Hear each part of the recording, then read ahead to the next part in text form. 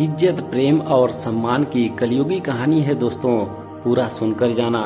मेरे पड़ोस में एक चाचा जी रहते हैं। आज उनके घर से जोर जोर से आवाज आ रही थी। मैं अब आप दोनों का खर्च नहीं उठा सकता हूँ। अच्छा होगा कि आप दोनों वृद्ध आश्रम चले जाएं। अब मेरी भी पत्नी और बच्चे हैं। मैं कब तक आप दोनों का बोझ उठाता रहूँगा। यह कहकर उनका बेटा चला गया।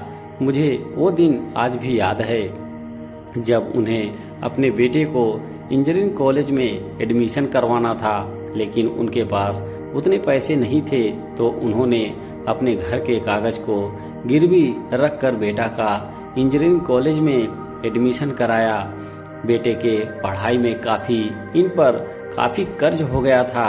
उन्हें अपने ऊपर हुए कर्ज के चलते अपने शहर को छोड़कर दूसरे राज्य कमाने जाना पड़ा। बेटे की पढ़ाई के खर्च और कर्ज के चलते कई वर्षों तक बाहर ही रहते थे। यह अपने घर साल भर पर आते थे। उन्हें बाहर रहे अब पूरे 5 साल हो चुके थे। अब उनके ऊपर जो कर्ज था लगभग खत्म हो चुका था। उधर बेटे का भी एक अच्छे कंपनी में प्लेसमेंट हो गया था। अब उनका बेटा भी अपने पैरों पर खड़ा हो चुका था। जल्द ही उसके पिता ने उसकी शादी करवा दिए और जल्द ही वो बाल बच्चों वाला हो गया।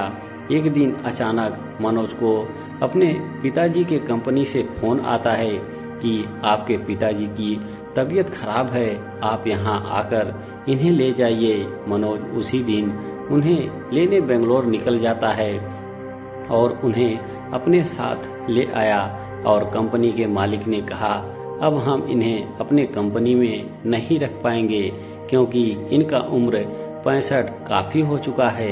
यह कहकर मालिक चला जाता है। घर आने के बाद उनका इलाज चलता है और कुछ महीनों के बाद वो ठीक हो जाते हैं। अब वो काम कर नहीं सकते तो वो घर पर ही बैठे रहते हैं। कुछ दिनों तक तो सब ठीक था, लेकिन अब उनका वही बेटा कहने लगा, मैं अब और आप दोनों का खर्च नहीं उठा सकता हूँ। यह बोलकर मनोज चल देता है। इन पूरी बातों का यही निष्कर्ष निकलता है कि जब तक आप कमा रहे हो, आपको इज्जत, प्रेम, सम्मान और वो चीज़ मिलेगा जिसकी आपने कल्पना भी नहीं की होगी। और जब आप कमाने के लायक नहीं रहेंगे, वही लोग आपके साथ ऐसा व्यवहार करेंगे जैसे कि आप इंसान ही नहीं हो। दोस्तों, इस कहानी से आप सभी की क्या राय है? कमेंट बॉक्स में अपनी अपनी राय जरूर लिखें। धन्यवाद।